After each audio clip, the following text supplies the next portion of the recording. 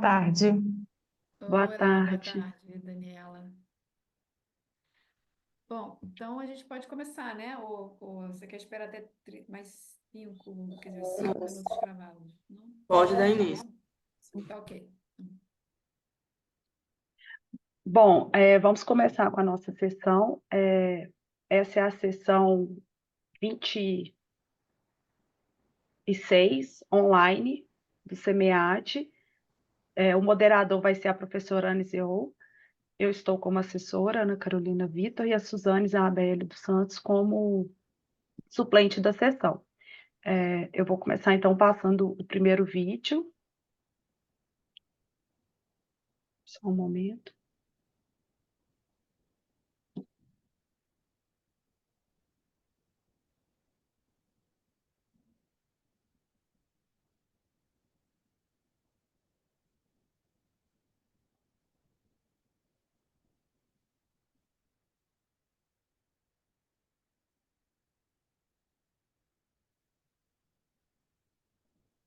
Vocês estão vendo tela cheia? Sim, agora apareceu. Vou dar play, então.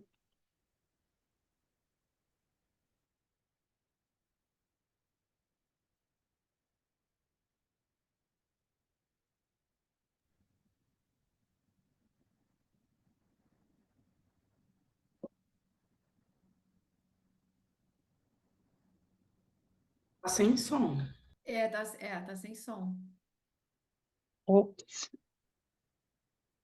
Engraçado que eu tô ouvindo com som, peraí.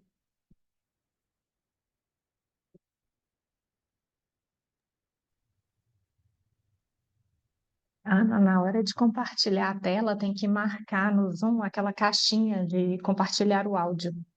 Tem que tirar o compartilhamento e na hora que for compartilhar de novo, aí tem que marcar a caixinha de compartilhar o áudio. Ou se tiver em inglês, share sound. Peraí. Tem que tirar o Ah, compartilhamento primeiro. Isso, aí. Aí quando for compartilhar de novo, tem que marcar uma caixinha lateral que fica assim, compartilhar áudio ou share sound. peraí, que agora eu, sem querer, fechei todas as janelas. Não, tudo bem.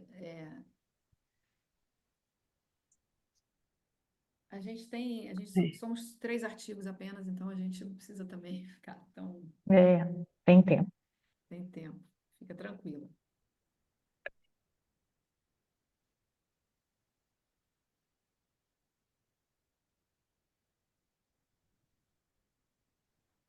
Uhum.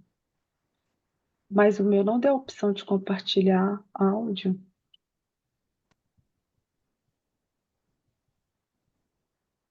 Tem uma caixinha lateral, ela fica assim bem pequenininha, igual aquelas caixinhas que a gente marca para ler e compreender os termos, né? Aí aquela caixinha pequenininha, sabe?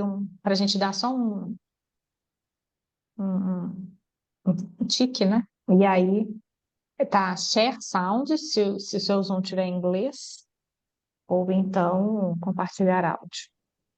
Dentro do fone? Como? Não, olha só, eu estou vendo aqui, quando você dá o share, você aparece assim, várias opções do que você quer compartilhar, quais as telas estão abertas. Aí do lado, em layout, tem uma Ah, opção, Options, Share Sound. agora apareceu. É porque não tinha aparecido mesmo, não, agora deu certo. Aí, agora acho que vocês vão ouvir.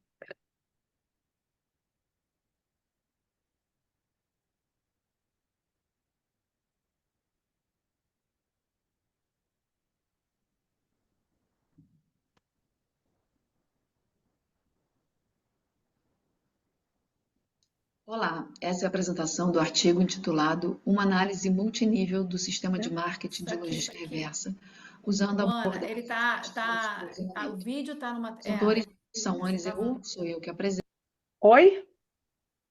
Não, agora ok, porque você começou o vídeo, mas estava mostrando uma outra tela. Agora entrou na tela que eu estou falando de verdade. Então, acho que Acho está que estava carregando. demorando a carregar.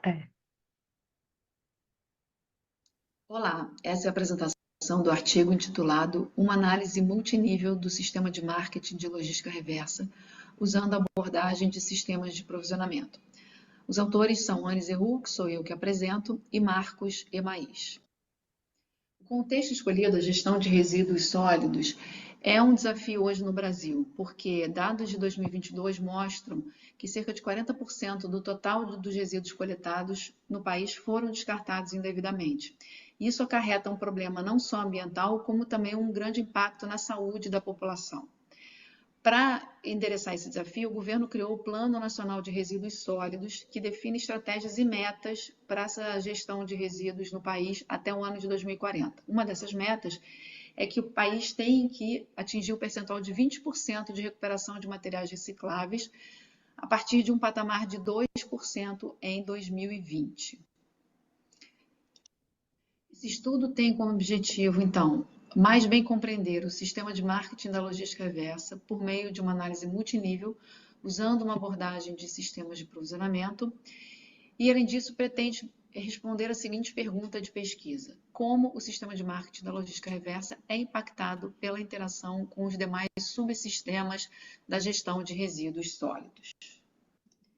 A fundamentação teórica utilizada é principalmente a partir da lente do macromarketing.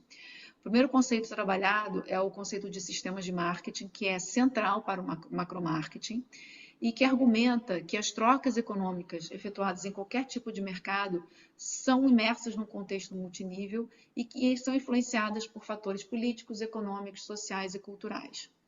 Recentemente, a abordagem de sistemas de provisionamento insere os sistemas de marketing numa perspectiva mais ampla, né, na qual outros sistemas se interconectam para atender aos desejos e necessidades de uma comunidade.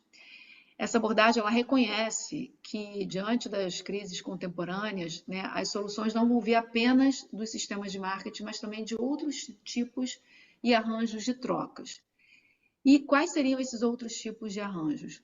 Layton e Donegan, eles propõem, né, que os sistemas de provisionamento são uma combinação dinâmica de 4 tipos distintos de arranjo. Os sistemas prescritivos, que são top-down, relacionados ao provisionamento de necessidades básicas, em geral ligados ao setor público. Os sistemas de marketing, que em comparação com esses sistemas prescritivos são mais inovadores e têm uma diversidade maior de ofertas. Os sistemas de trocas colaborativas, que vão de um amplo escopo, né, desde hortas comunitárias até redes de comércio integradas, como, por exemplo, as redes fast fashion, e os sistemas de trocas informais, que são sistemas não regulados e mais abertos, como, por exemplo, os mercados de rua. Então, nessa abordagem, o foco passa a ser compreender e desenvolver sistemas sociais de provisionamento sustentáveis. O método escolhido para esse estudo foi o estudo de caso múltiplo integrado.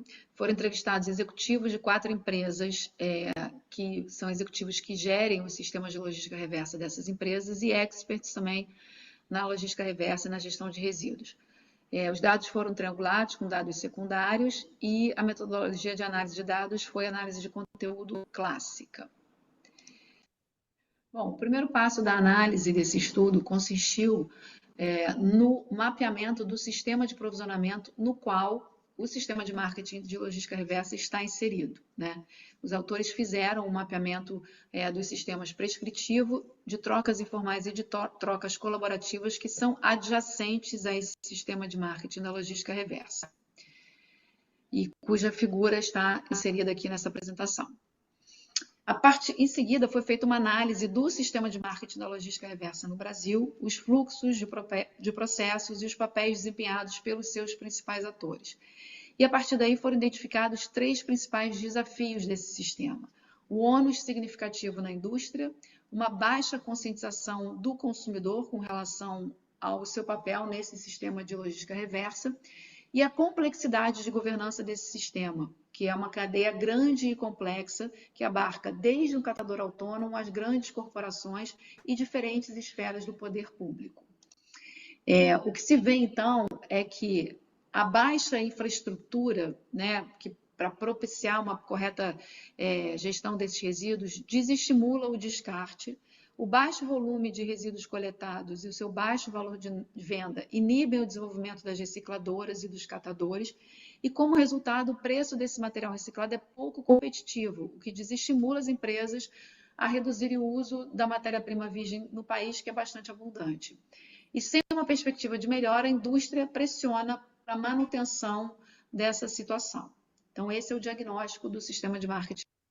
Esse estudo, ao mostrar o sistema de marketing de logística reversa no contexto de um sistema de provisionamento, interagindo com demais subsistemas, ele mostra uma configuração única, decorrente de particularidades como os acordos setoriais e a relevância dos catadores, que estão presentes nos sistemas de trocas informais e de trocas colaborativas. Então, com isso, esse trabalho contribui com a discussão sobre sistemas de provisionamento, trazendo elementos particulares do contexto analisado, expondo complexidades que ainda não foram abordadas na literatura, como, por exemplo, os acordos setoriais atuando como uma possível solução para a prevenção de conflitos entre os subsistemas, o evidenciamento, né, de complexidades ainda não abordadas pela literatura, como a questão da governança do sistema. E, segundo o nosso entendimento, esse estudo é o primeiro a demonstrar a dinâmica de um sistema de provisionamento que inclui o subsistema de trocas informais. Além disso, o sistema prescritivo analisado nesse estudo demonstra também um papel duplo do Estado nesse contexto, de provedor de infraestrutura e também formulador e controlador da Política Nacional de Resíduos Sólidos, que é uma configuração única de atuação do governo, que dista um pouco da descrição que Layton e demais autores fazem de um sistema top-down, hierárquico e burocrático. Essa abordagem de análise vertical situa o sistema de marketing da logística reversa em um contexto macro, evidenciando um modelo de como o Estado, os agentes de mercado, empresas e consumidores e as cooperativas atuam em conjunto para alcançar os objetivos sociais e econômicos desejados. E, além disso, o presente estudo apresenta algumas contribuições práticas para auxiliar na correção do sistema de marketing de logística reversa, visando melhorar os mecanismos de entrega e os fluxos de comunicação com os consumidores.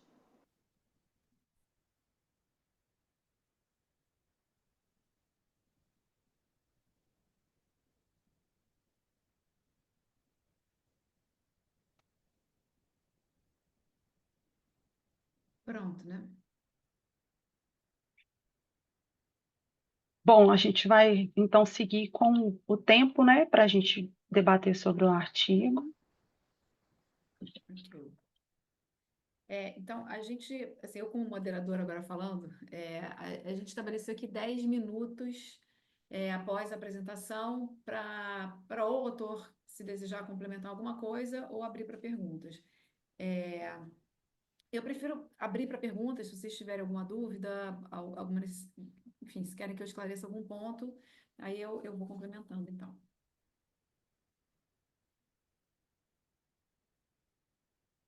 E, Ana, você está contando o tempo, né? Sim, eu vou colocar aqui na tela. Tá bom. Então. Boa tarde, pessoal. Oi, pode falar.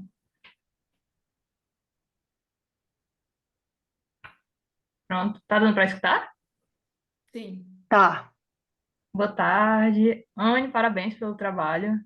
Uma excelente apresentação e um conteúdo abordado de uma forma bem abrangente com relação ao assunto. Se fosse para perguntar uma dúvida, eu ia perguntar se tem alguma experiência durante as entrevistas que você poderia relatar que se destacou entre as entrevistas realizadas. Sim, eu tive a oportunidade de entrevistar uma pessoa que é uma consultora, né, que atua nesse mercado, e ela é realmente muito apaixonada pelo assunto, né? Eu lembrei, quando você me fez essa pergunta agora, foi a primeira coisa que me veio à cabeça, porque eu acho que a entrevista dela foi muito marcante para até, de fato, eu mesma, né, me envolver com o tema. Ela passou tamanho conhecimento, mas ao mesmo tempo assim falou de uma maneira tão apaixonada, né, tão envolvida com essa questão que é complexa. Ela é muito complexa, ela envolve muitos, né, muitos aspectos. que foi muito importante para chamar a atenção minha, né, de como que esse assunto tem muitas facetas, né, e aí eu entendi, né, que era um tema bastante interessante, me motivei mais até a tentar retratar ele da melhor maneira possível, né, através dessa abordagem que eu usei.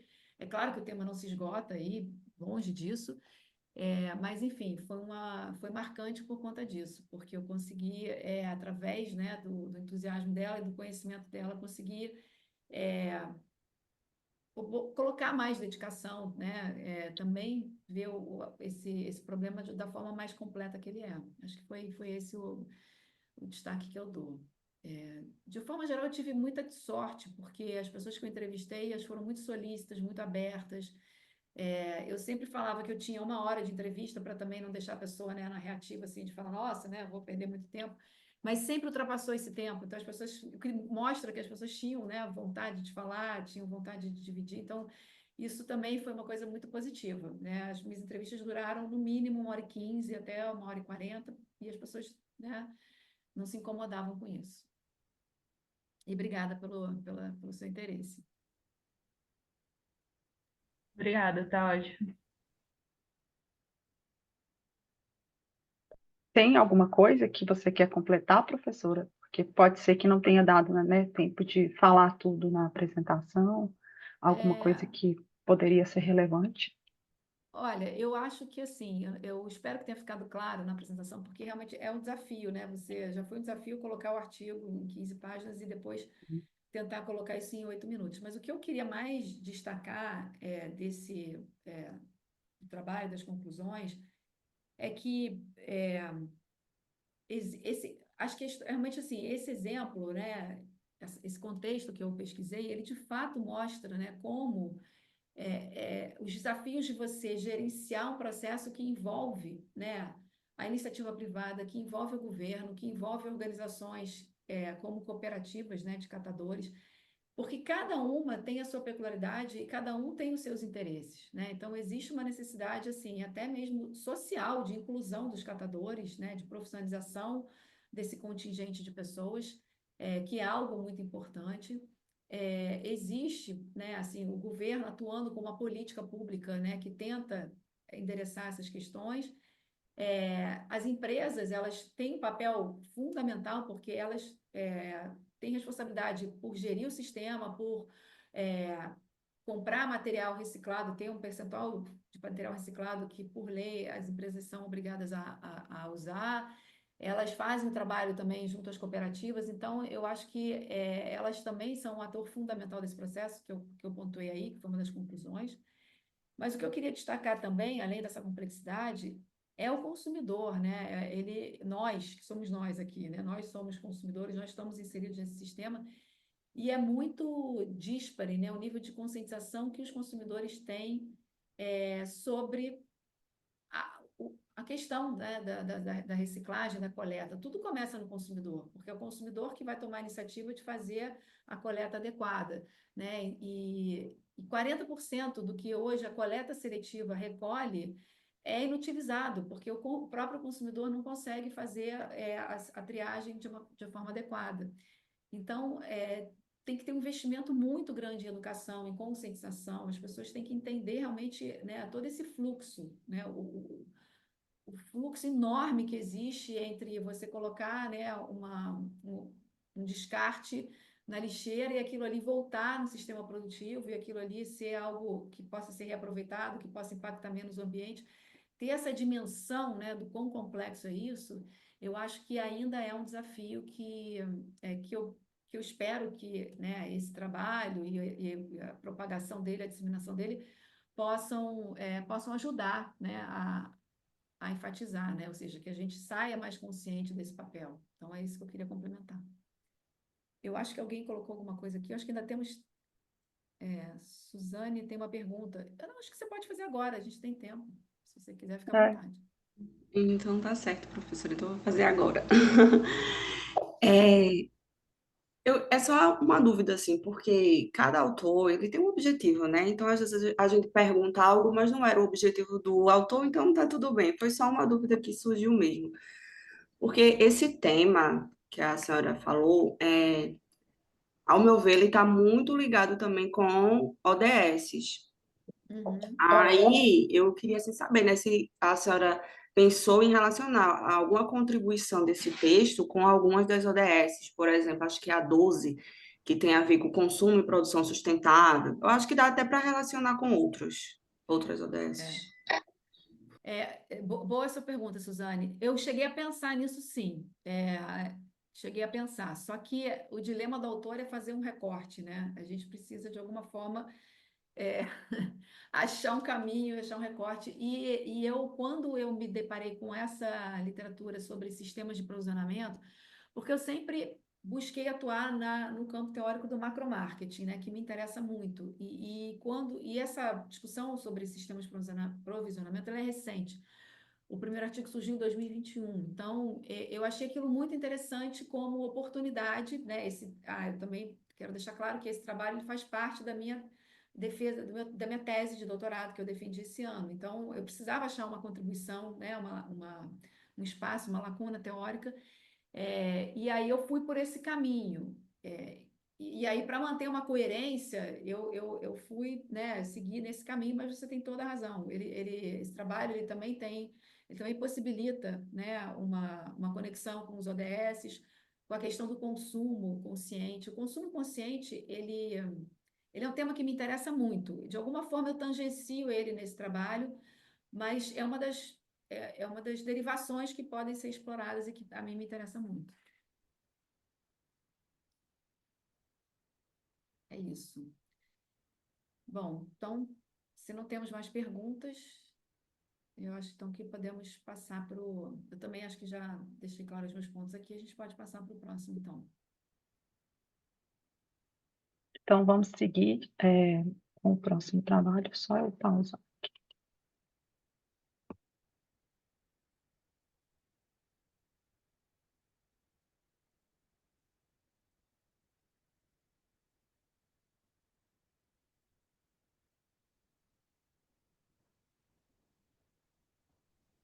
Próximo é o da Luana Teixeira Cavalcante. Eu compartilho aqui o vídeo? Não, eu vou compartilhar ganhar ou perder dinheiro, né? Compreendendo o Isso, significado das apostas online. isso.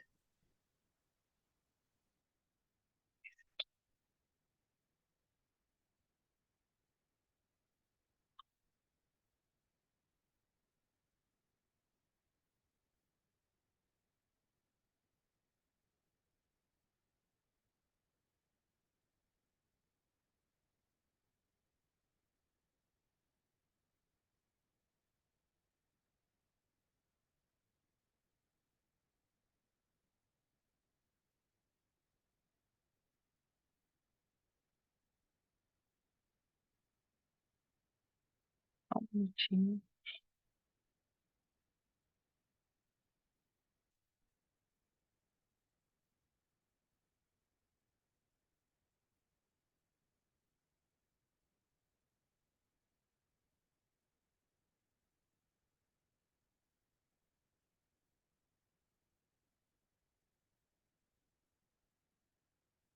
Apareceu para vocês? Olá a todos, Eu- Só esperar carregar aqui, porque parece. Aí. eu sou Luana Cavalcante e estarei apresentando um artigo intitulado Ganhar ou Perder Dinheiro, compreendendo o significado das apostas online a partir das representações sociais. Diversos fatores influenciaram na alavancagem do mercado de apostas online. Podemos citar a consolidação do uso das TICs, o isolamento social promovido pela pandemia da Covid-19, a facilidade de utilização das plataformas em qualquer hora e lugar, além das diversas formas de depósito e saques disponíveis. Tamanha facilidade resultou em uma mudança de hábitos de consumo da população, que acabaram priorizando o uso das tecnologias móveis ao invés das casas de apostas tradicionais. Então, a gente tem que, em 2023, de acordo com a Ambima, aproximadamente 22 milhões de brasileiros realizaram, no mínimo, uma aposta online, o equivalente a 14% da população do nosso país. Nesse contexto, as apostas online elas podem gerar diversos riscos, como vício, perdas financeiras, comportamento compulsivo e entre outros. Então, mesmo com os diversos estudos a respeito das apostas online, a investigação desse fenômeno sob a prerrogativa da representação social ainda permanece em grande parte desconhecida.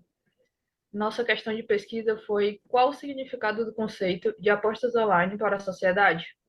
Assim, o objetivo foi compreender a representação social das apostas online, buscando construções centrais e periféricas nos indivíduos a respeito do fenômeno em estudo. Na fundamentação teórica foram abordados os principais aspectos teóricos retratados na literatura acerca das apostas online e da teoria das representações sociais. Foi realizado, então, um estudo exploratório e descritivo de natureza qualitativa. Os dados foram coletados através de um levantamento de campo com o uso de um questionário. A amostra consistiu em 365 indivíduos, entre pessoas que realizavam ou não a aposta online. Utilizou-se da técnica de evocação livre de palavras, a qual, através da expressão indutora apostas online, solicitou-se aos sujeitos da pesquisa as 5 primeiras palavras que ocorriam em suas mentes, totalizando 1.825 expressões. As palavras que possuíam o mesmo radical e significado foram agrupadas. E para a análise de dados, foi utilizado o software Iramontec, realizando-se 3 análises: a de similitude, o dendrograma e a prototípica. Então, a primeira análise realizada foi a de similitude.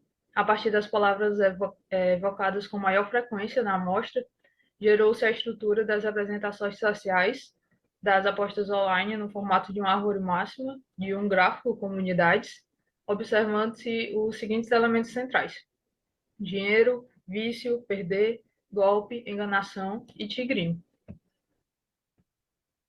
A primeira grande comunidade identificada foi introduzida pela palavra dinheiro, fixando-se no centro da árvore e constituindo-se de elementos que permeavam todos os outros ramos. Esse fato demonstra uma relação mais significativa dessa comunidade com os outros componentes, o que é evidenciado na literatura através da elevada movimentação financeira nesses ambientes. Destaco também o grupo representado pela palavra tigrinho e o seu termo constituinte, que é influencer. Essa relação é bastante relevante nas apostas online, devido à ampla divulgação realizada por influenciadores digitais. Destaco também a comunidade introduzida pela palavra vício, que está relacionada à saúde de uma forma geral, tanto mental como financeira. De forma complementar à análise de similitude, geramos o dendrograma das apostas online, que utiliza-se da identificação de classes lexais com vocabulários semelhantes para a formação de grupos da representação social. Formada por 3 classes e 2 eixos, a classe 1 ela reflete as consequências negativas e os problemas associados às apostas online. Já a classe 2 aborda predominantemente os aspectos gerais relacionados à aposta. E, por último, a classe 3 agrupou os tipos de apostas presentes nas plataformas virtuais, assim como a sua divulgação. Dessa maneira, a produção do dendrograma ela ratifica as relações constatadas na análise de similitude, evidenciando as visões compartilhadas pelos sujeitos da pesquisa. A última análise consistiu na análise prototípica, que analisa a junção de 2 aspectos da evocação de palavras, a frequência e a ordem. Nesse método, objetivou-se encontrar um núcleo central e o sistema periférico da representação social das apostas online. Então, a gente tem que no quadrante superior esquerdo, representado pelos elementos do núcleo central, aparecem as palavras com maior frequência e ordem de evocação inferior a 2,91, caracterizando-se como um grupo de maior significância para a determinação da representação social das apostas online. A palavra dinheiro aparece como destaque no núcleo central da análise prototípica. Isso evidencia como essa é uma expressão consensual das apostas online. Outras 4 palavras-chave que também representam comunidades na análise de similitude aparecem no núcleo central da análise prototípica. São elas vício, golpe, enganação e tigrinho.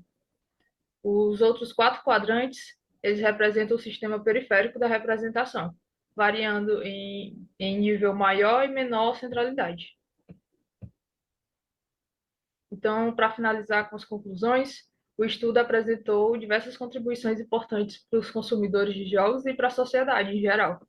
A primeira, que vale a pena destacar, é referente a como as empresas precisam trabalhar de forma mais responsável as questões relativas ao marketing e à divulgação desses produtos.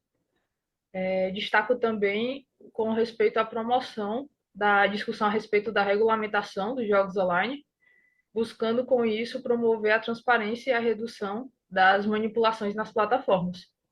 A pesquisa possui como limitação a concentração maior da amostra no público jovem, e como sugestões futuras, tem-se os antecedentes desse tipo de prática, as consequências do consumo excessivo para os consumidores e suas famílias, os impactos do papel dos influenciadores digitais no consumo dessas apostas e os impactos no mercado em geral. Finalizo com as referências utilizadas para a formulação dos slides e obrigado pela atenção de todos.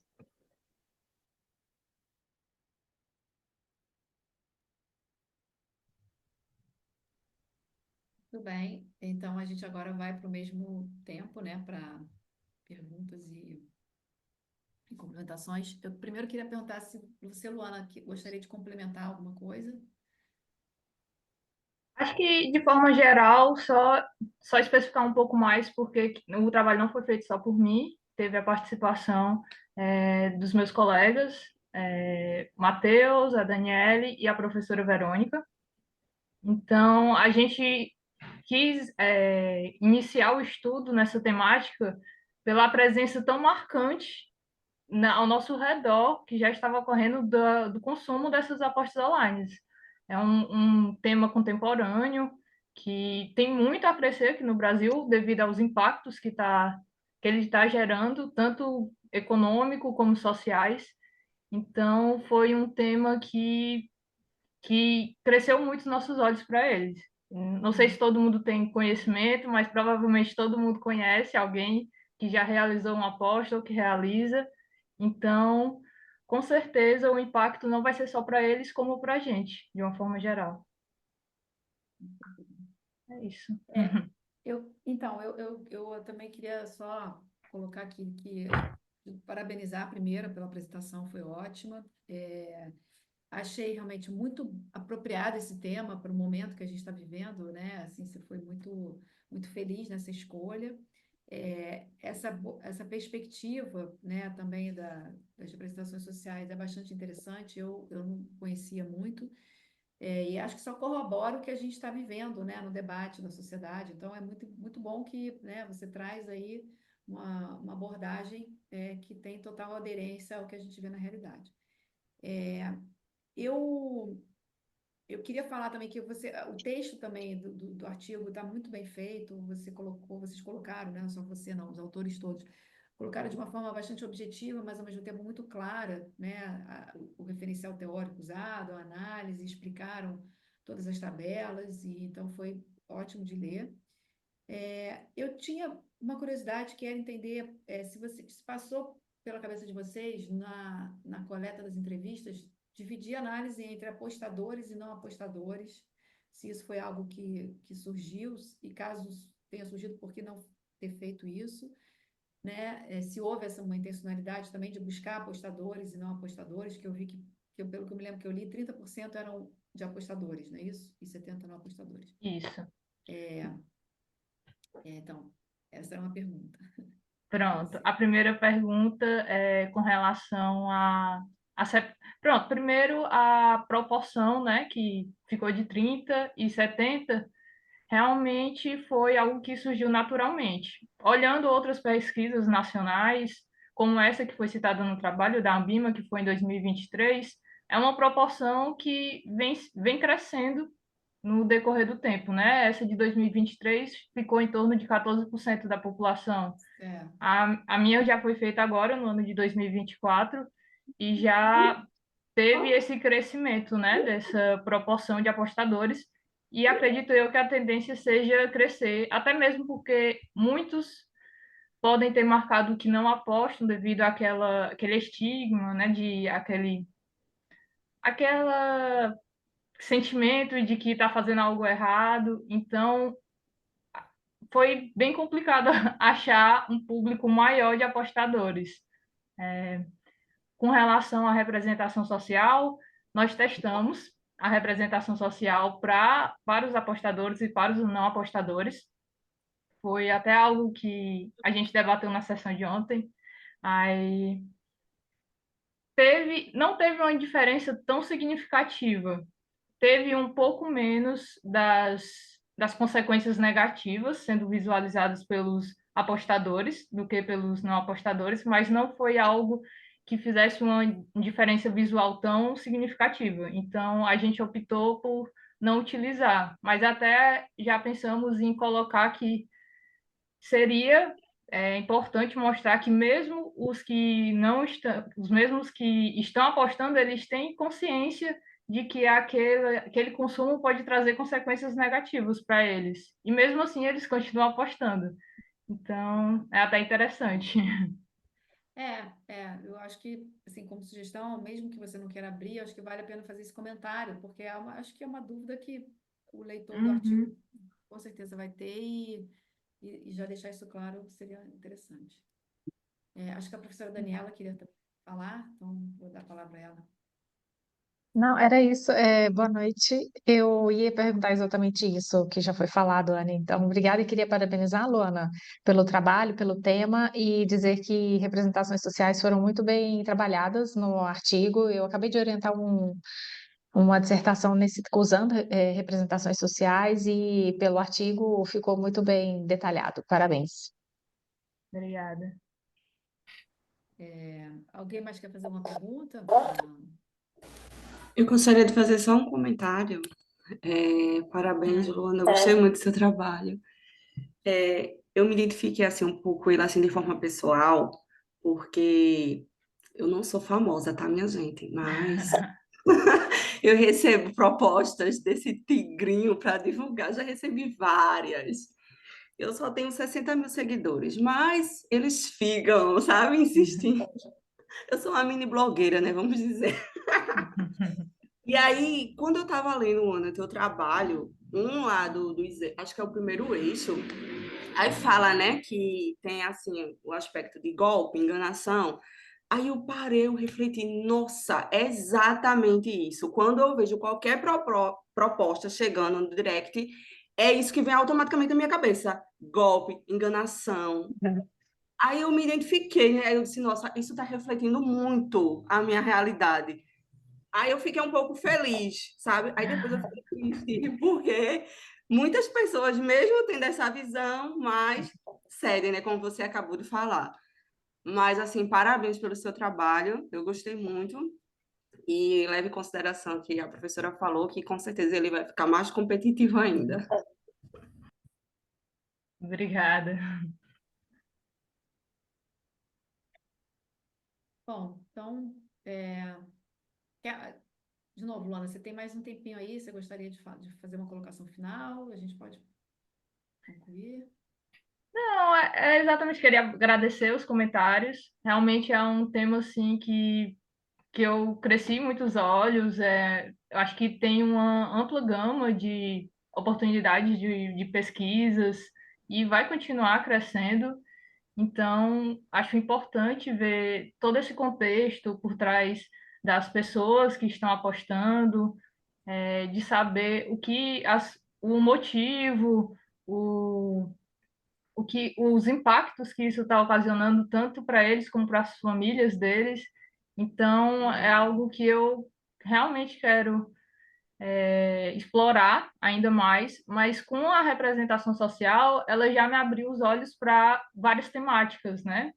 Sobre como está sendo visto as apostas online pelos brasileiros, que lá fora já é bem comum, né, essa temática. Aqui no Brasil cresceu mais recentemente, é tanto que teve essa questão do Bolsa Família também, né, que pegou uma boa parte do dinheiro para as plataformas online, e também teve essa questão da regulamentação, né, das apostas online, que vai que começou a ser implementada mais efetivamente agora, em 2024, e os impactos que isso vai ter para os cofres públicos vai ser de tamanho significativo ao extremo. Então, acho que é isso, que foi um bom estudo e espero ter bons resultados com eles. Já estou tendo, né? Ô, Luana, eu estava na sessão Sapiens ontem do seu trabalho, Eu então eu vi. vi algumas coisas que a professora falou e eu já tinha, né, como eu já tinha visto o seu trabalho antes para a nossa sessão, o que ela falou sobre a troca do nome, né, para publicar fora, foi uma das coisas que eu tinha pensado e ela, né, te apontou isso ontem, então acho que tirar o tigrinho né, abordar um termo que abranja para todos, acho que seria muito interessante, mas é porque eu me lembrei foi de outra coisa que você comentou ontem, você comentou agora, e eu me lembrei que eu vi também sobre, não foi só sobre o Bolsa Família, o programa Pé de Meia, que é esse programa para os alunos do ensino médio, eu Universidades. vi eles, a maioria dos que já estão recebendo, né, o programa Pé de Meia, estão gastando com o jogo do tigrinho e similares. Então, quando eu vi esse resultado, na hora que, né, você estava apresentando, falando do Bolsa Família, eu falei, gente, precisa colocar esse Pé de Meia também, porque esse programa, que era um dinheiro para esses jovens investirem em educação, e estão gastando com o jogo de azar. Então, assim, acho que é uma coisa também para você levar em consideração que pode ser até relevante também trazer esses dados, porque não só Bolsa Família, você vê que todos os dinheiros de programa do governo, de alguma forma, está indo para isso. E no mais, eu também adorei seu trabalho, por isso que eu assisti ontem, eu super fiquei ali prestando atenção em tudo, porque é um tema que eu também tenho lido bastante e tenho estudado, e eu acho que está aí, né, num momento super atual. Parabéns. Obrigada, pessoal.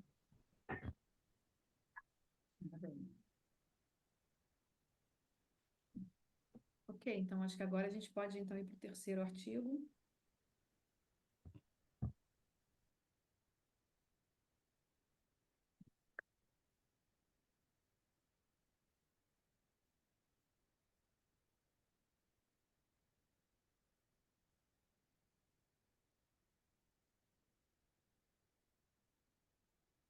Bom, o terceiro artigo é os desafios do marketing jurídico digital na atividade de advocacia.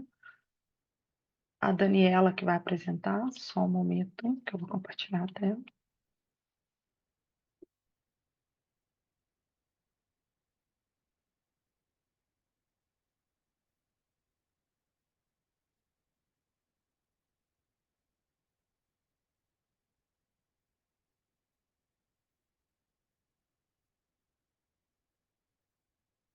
Oi?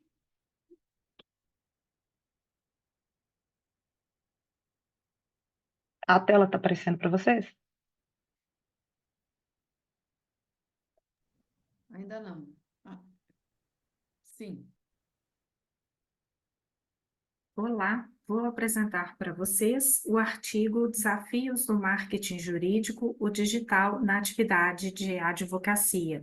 O artigo é da área Marketing e Sociedade, foi produzido pelos autores Edmilson Rodrigues, Daniela Viegas, sou eu, o meu e-mail está aí à disposição, Marina Cruz e Adélia Marina Cursino. Este artigo aborda o que vários setores da economia utilizam estratégias de marketing digital para se promover, a fim de conquistar melhores resultados, seja em divulgação, em visibilidade ou mesmo ampliação dos negócios. E a atividade de advocacia, diante desse cenário e em um grande mercado competitivo, tem ampliado suas ações no marketing, sobretudo no digital, visando melhores resultados, melhores retornos organizacionais. Então, o artigo trata da pesquisa sobre marketing jurídico em correlação com o provimento número 205/2021 do Conselho Federal da Ordem dos Advogados do Brasil, a OAB, e a ética profissional envolvendo as mídias sociais e os recursos digitais na atividade da advocacia como forma de propagar conteúdos jurídicos para a sociedade. Então, o objetivo foi analisar como se apresentam os mecanismos de marketing jurídico digitais utilizados pelos escritórios de advocacia em Montes Claros, Minas Gerais, como estratégia na divulgação na atividade jurídica por meio do provimento 205/2021. Também foi possível entender as abordagens do marketing jurídico na contemporaneidade, sobretudo a partir das mudanças de escopo do novo provimento, avaliar as modalidades de marketing jurídico utilizada nos escritórios e também as modalidades do marketing digital que contribuem para o desempenho das atividades dos escritórios de advocacia.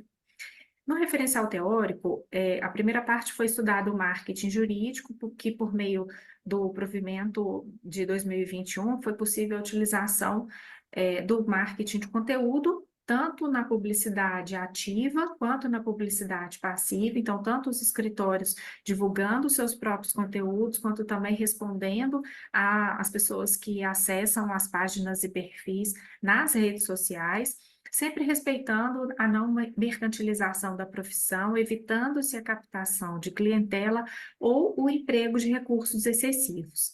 Também foi estudada a questão jurídica no marketing, pois, diferentemente de outras áreas, no segmento advocatício, possui-se normas, regimentos e protocolos que impedem e inibem muitas divulgações e captações de clientes, e marketing abertamente ele tem algumas peculiaridades.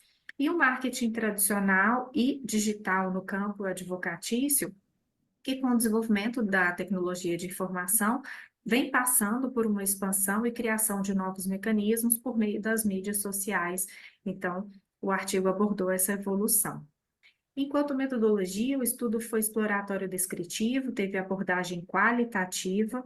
O campo de pesquisa foi a cidade de Montes Claros, Minas Gerais, onde foram realizadas entrevistas via Google Meet e apenas uma presencial em 7 escritórios de advocacia da cidade. Foram realizadas 12 entrevistas com advogados e 3 com estagiários que eram responsáveis pelo sistema de divulgação do escritório. As entrevistas foram realizadas entre dezembro de 2023 e janeiro de 2024. E com a pesquisa foi possível identificar que o marketing jurídico, sobretudo digital, é um campo ainda incipiente, mas promissor para a advocacia. Os dados apontam para uma ampliação do olhar para as ferramentas digitais como uma ferramenta para maior visibilidade e ampliação dos serviços que, a partir das mídias sociais, oportunizam melhor produtividade, melhores resultados, que não, o marketing tradicional não foi abandonado, mas ele vem sendo conjugado com o digital. Então, hoje existem páginas e perfis que prestam serviço à sociedade com uma série de informações jurídicas que são bastante úteis para a população. E isso gera um entendimento melhor do campo. A rede social mais utilizada pelos entrevistados, segundo os dados, é o Instagram, e além disso, também notou-se o Google Ads e o Google Meu Negócio. E a divulgação a partir do digital ampliou-se para o mercado nacional, e antes ela era apenas restrita ao mercado da cidade de atuação. E o estudo evidenciou, então, que o marketing tradicional vem sendo modificado nos moldes da sociedade atual, mais tecnológica e digital, vem normatizando o uso de tecnologias para que os profissionais tenham a oportunidade de se adequar às novas ferramentas, principalmente por meio dos novos protocolos do provimento de 2021. E a pesquisa mostrou que os entrevistados consideram importante e necessária a inserção do marketing jurídico digital, além do tradicional, e 3 entrevistados apontaram não fazer uso ainda do marketing digital e reconhecem que estão perdendo o mercado sem essa atuação digital. Eles dependem apenas do boca a boca tradicional.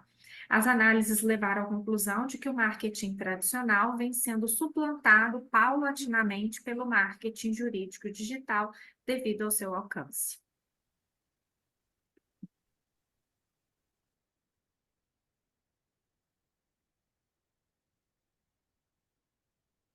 Ó, já tinha acabado? Desculpa.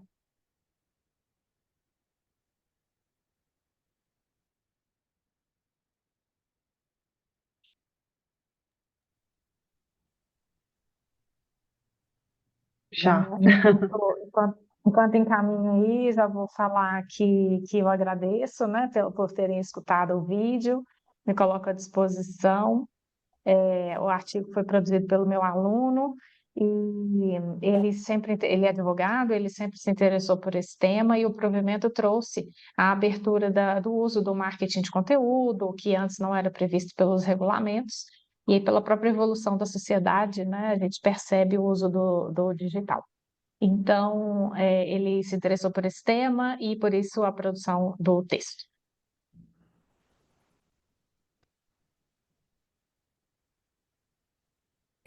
Professor, Ai, desculpa, Luana, você quer começar? Pode falar. Não, pode começar, já. Depois eu complemento. Tá bom. Tá. Não, então, primeiro, parabéns pela apresentação. Achei o tema interessante. Você explicou, né, de onde veio o interesse, né, do seu aluno, porque realmente me chamou a atenção, né, essa peculiaridade de falar de marketing jurídico. E eu queria, na verdade, assim, não é nenhuma dúvida, não, mas eu diria assim, uma provocação, talvez. O artigo ele fala muito sobre o marketing jurídico, né, em oposição ao marketing tradicional. E, e eu não sei, assim, né, eu tenho também, assim, bastante familiaridade com marketing, já trabalhei, né, em marketing como profissão durante muito tempo, e eu fico pensando se, de fato, existe um marketing jurídico que se diferencia, né, do marketing. Uhum, Por que não tratar como marketing dentro do meio jurídico? uhum. É. Essa foi a minha É. dúvida e Não, tem razão, tem provocação. razão. A gente pode pensar por esse lado, sim. A gente usou dessa forma porque, assim como, por exemplo, no campo da saúde, que não é possível fazer propaganda, né? Por exemplo, vem aqui, faça um novo tratamento. Isso não pode ser feito no campo da saúde. Dentro do jurídico é a mesma coisa, tanto que a gente vê as placas dos escritórios de advocacia no Brasil, eles são fulano e fulano associados porque não é permitido criar nome fantasia, não é permitido você incentivar um sujeito a entrar na justiça contra alguém, né? Isso está fora, inclusive assim, as páginas de prestação de serviço, elas não podem vender o serviço, né? Elas têm que prestar o serviço à sociedade e não vender. Então, por causa dessas peculiaridades, a gente acabou buscando esse termo talvez até para facilitar a busca do artigo futuramente, né? Para tentar caminhar bem para esse campo, porque ele tem algumas limitações dentro do marketing, né? Dentro do marketing tradicional, e a gente não pode fazer qualquer tipo de ação de divulgação. Uma outra coisa que eu queria colocar é assim, como ele é muito peculiar, né? Ele tem essas questões, eu acho que poderia ser interessante, imagino que isso pode não ter sido feito pelo tempo ou por uma outra limitação, de ouvir também, entre aspas, consumidores, que a gente não pode falar consumidor porque, né, não é bem assim o caso, mas ouvir pessoas da sociedade, né? Porque como isso passou a ser divulgado de uma forma mais ampla, pode ser que a sociedade em geral, né, pessoas da sociedade podem ter tido contato, né, podem ter mudado um pouco até a imagem que elas têm desse serviço, então ficaria aí a sugestão de ouvir também a sociedade. Isso, Profissionais interessante. também, Pode dar um complemento, né? pode dar um complemento, né, se de fato Uhum, eles se sentem mais próximos dessa área a partir do momento em que eles veem essas notícias, essas informações. isso mesmo.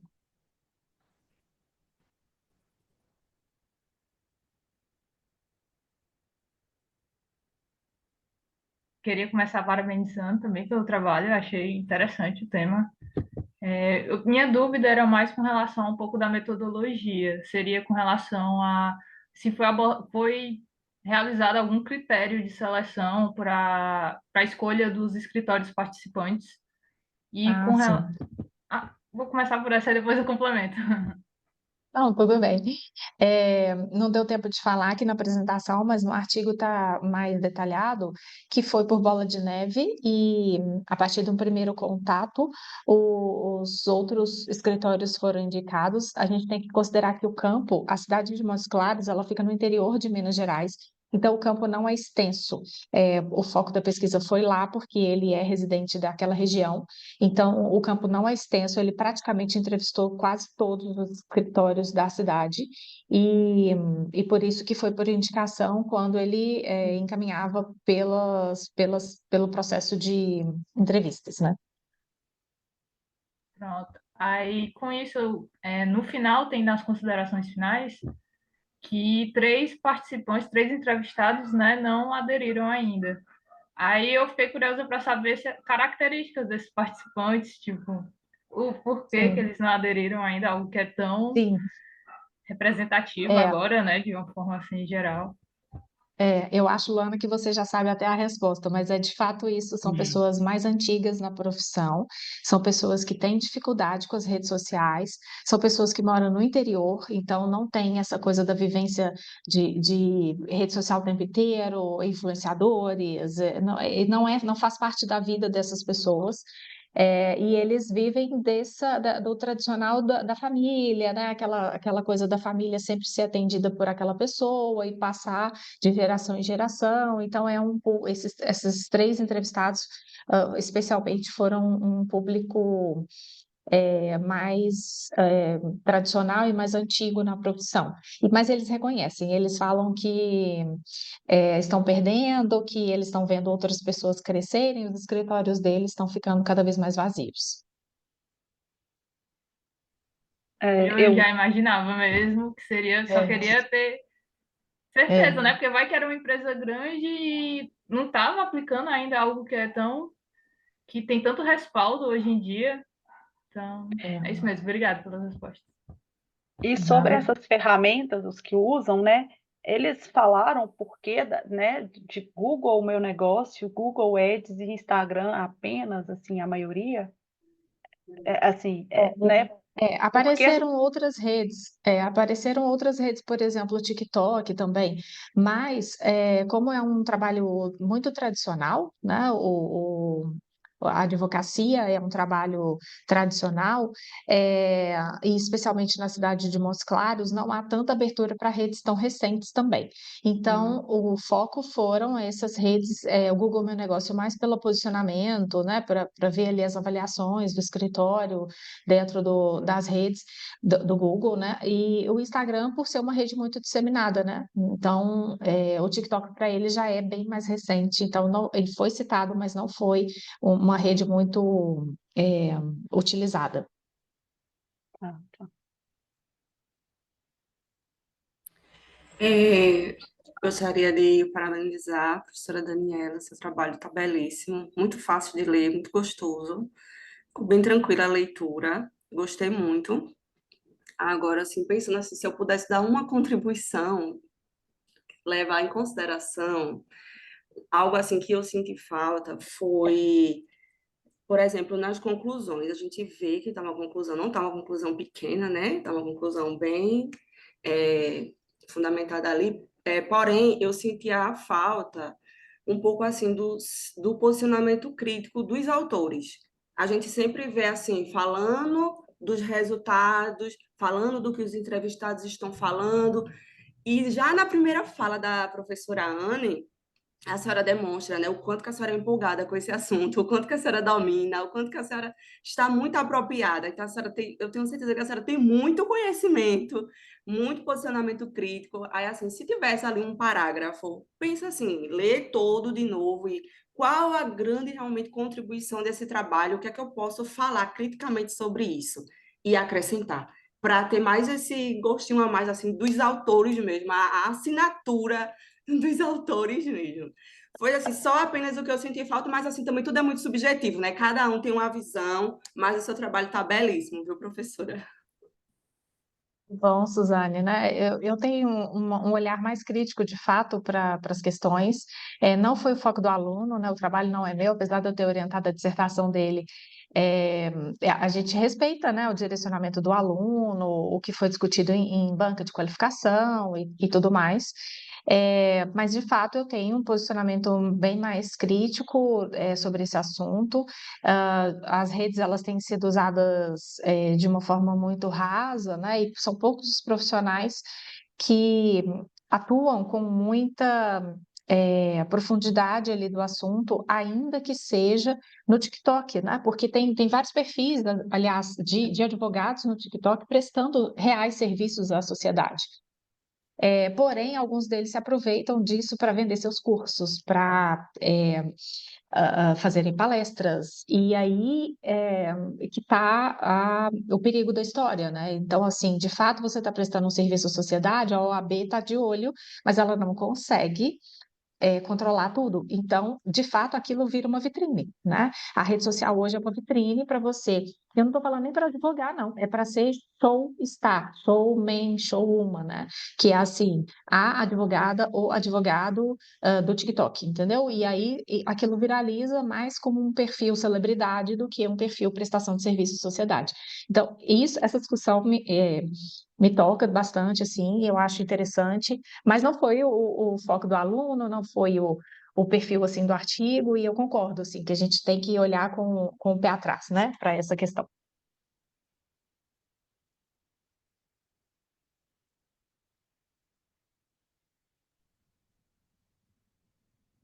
Bom, alguém mais quer complementar com relação a esse artigo do professor Daniela? Daniela, desculpa, eu falo Daniela, mas é Daniela. Eu agradeço. Eu queria só fazer um pedido, eu vou desligar minha câmera e vou caminhar com o meu computador, porque eu estou indo para uma premiação agora, e aí eu preciso me deslocar para lá, é aqui no campus mesmo, eu já estou na escola, mas eu vou desligar a câmera e queria pedir essa gentileza de autorização. Claro, fica à vontade. Bom, nós temos ainda algum tempinho, eu não acho que, enfim, a gente pode, se alguém tiver mais algum ponto para colocar, a gente pode debater aqui. Professora Daniela, desculpa, eu esqueci só de falar uma coisa com relação ao artigo. Uma sugestão que eu ia dar também era sei lá, se vocês forem submeter esse artigo posteriormente, de usar algumas citações, né, dos entrevistados. Eu acho que isso enriquece o trabalho, assim, quando a gente busca trazer a fala direta, né? Como foram feitas Sim, entrevistas, talvez isso pudesse corroborar algumas afirmativas, algumas conclusões do trabalho. É sim, sempre bom. bem colocado. Obrigada pela contribuição. Ah, imagino. E que mais? Pessoal, só aproveitar, lembrar vocês de avaliar a sessão ao final. Eu coloquei o link aqui no chat, tá? Pedi Tá só bom. para o pessoal avaliar ao final, para não Tá esquecer. bom. Então, não, pode deixar, porque a gente não pode sair da sessão sem fazer esse link, tá bom? Isso. Bom, eu queria só falar uma coisa final, não vou tomar muito tempo, mas só pontuar algo que me chamou a atenção, da gente ter aí no artigo da professora Daniela e no artigo da Luana, uma situação assim, de um mercado, né, que não é regulado, que é o mercado das apostas, né, que faz um marketing não regulado e que está em vias de, né, a discussão toda agora na sociedade é como regular, e de um mercado, que é o mercado jurídico, que tem uma regulação forte, que tem regras fortes, né, que tem todo um guia, digamos assim, né, do que fazer, o que não fazer. A OAB, né, colocando aí todo um provimento, que chama, né, todo um regramento para atividades de marketing. Então, me chamou a atenção quando eu li os artigos de ver que são duas situações distintas, né, e cada uma com a sua peculiaridade, mas por um lado, mostrando que, né, a professora Daniela mesmo colocou agora, mesmo, né, com essa presença, essa atuação da OAB, ainda, né, existe exemplos, né, do marketing mal usado, da influência mal usada. Então, assim, o desafio mesmo que é essa questão do online, né? Então, só queria, a minha participação, pelo menos, encerrar pontuando que eu achei interessante, né? E foi, assim, ponto positivo dessa sessão, a gente contrastar esses dois contextos.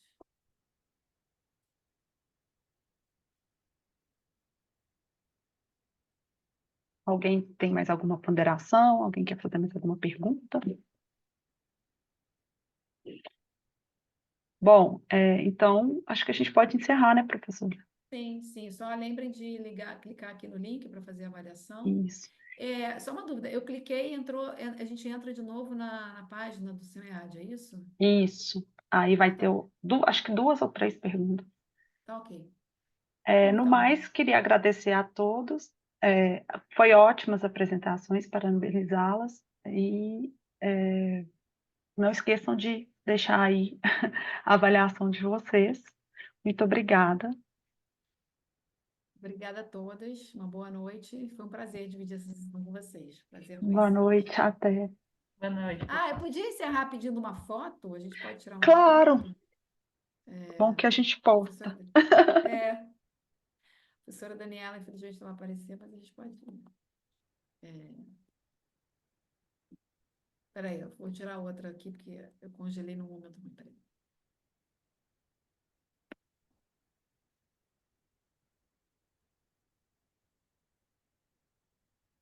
Bom, eu não sou a melhor pessoa para fazer isso, mas vou tentar aqui, sei lá. Pronto, botei aqui, eu fiz o meu melhor. Se vocês aí passem pelo filtro de vocês, se vocês acharem que não está bom, mas enfim, fica aí um Que registro só para ótimo. gente, só para caso alguém queira postar, e fica à vontade, tá bom? Obrigada, gente. Até a próxima. Obrigada, uma boa noite para vocês. Obrigada, Boa gente. noite.